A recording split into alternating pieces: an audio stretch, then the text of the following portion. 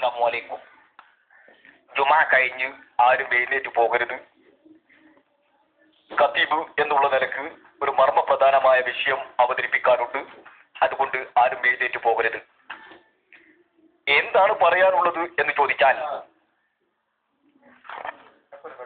ഇവിടെ മൂല്യമാർക്ക് അല്ലെങ്കിൽ ഖാദിമാർക്ക് ചെലവിന് കൊടുക്കണം. അത് മഹലിന്റെ ബാധ്യതയാണ്. അപ്പൊ ആ മഹലിൽ ഉള്ള നിവാസികള് അവർക്ക് ഭക്ഷണം ഉണ്ടാക്കി കൊടുക്കണം എന്നുള്ളത് വളരെ കറക്റ്റ് ആയിട്ടുള്ള സംഭവമാണ്, സത്യസന്ധമായ കാര്യമാണ്. എന്നാൽ ഇന്നത്തെ സമൂഹവും 100 ഉറുപ്പിയും 150 ഉറുപ്പിയും തന്നിട്ട് മൂല്യ എന്ന് പെരയിലും അല്ല അവിടെ പെണ്ണുങ്ങളില്ല എന്ന് പറഞ്ഞു ഒഴിഞ്ഞു മാറുന്നൊരു സമ്പ്രദായമുണ്ട്. അത് എല്ലാ മൂല്യമാരും ചെയ്യുന്ന പ്രവൃത്തി. ഇത് നിങ്ങൾ മനസ്സിലാക്കണം. മൂല്യമാരും എല്ലാവരും ഒരുപോലെയല്ല. ഏതെങ്കിലും ഒരു ഹറാം വറപ്പ് ചെയ്തിട്ടുണ്ടെങ്കിൽ അത് മൊത്തം മൂല്യമാരുടെ ആ ഘടകത്തിന് ഉത്തരവാദിത്തമില്ല എന്നുള്ളതാണ് യാഥാർത്ഥ്യം. അപ്പൊ നിങ്ങൾ മനസ്സിലാക്കണം, മൂല്യമാർക്ക് ചെലവിന് കൊടുക്കണം എന്നുള്ള വ്യക്തമായ ഒരു ഹദീസ് ഉണ്ട്. എന്താണ് ആ ഹദീസ് എന്നറിയുമോ? അക്ലു കുല്ലു ഖതീബുക്കും കുല്ലിയോ സലാത്ത മറ ലഹംബ ഖുബ്സ. അക്ലു നിങ്ങൾ തീറ്റിക്കണം, കുല്ലു ഖതീബുക്കും എല്ലാ ഖതീബമാരെയും, കുല്ലിയോ സലാത്ത മറ എല്ലാ ദിവസവും 3 നേരവും, ലഹംബ ഖുബ്സ റൊട്ടി നിറച്ച് നിങ്ങൾ തീറ്റിക്കണം കേട്ടോ. റൊട്ടി എന്ന് ഞാൻ ഉദ്ദേശിച്ചത് കട്ടിയില്ലാത്ത അരിപ്പത്രിയാണ്.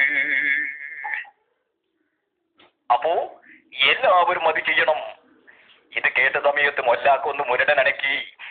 ഞാൻ പറഞ്ഞത് മൊല്ലാക്കാക്ക് മനസ്സിലായിട്ടുണ്ട്. ഇത് ഉണ്ടാക്കി പറഞ്ഞ ഹദീസ് ഒന്നുമല്ല. മൊല്ലാക്കാക്ക് മനസ്സിലാകാൻ വേണ്ടി ഞാൻ 2 വാക്കേ പറഞ്ഞിട്ടുള്ളൂ. എന്താണ് ആ വാക്ക്?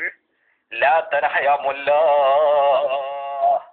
ലാ തനഹയാ മുല്ല, നിസ്ബുല്ലി നിസ്ബുല്ലക്കു അതാ കുല്ലു ഖൗമും ജാഹിലീൻ. എന്താ അതിന്റെ മായന?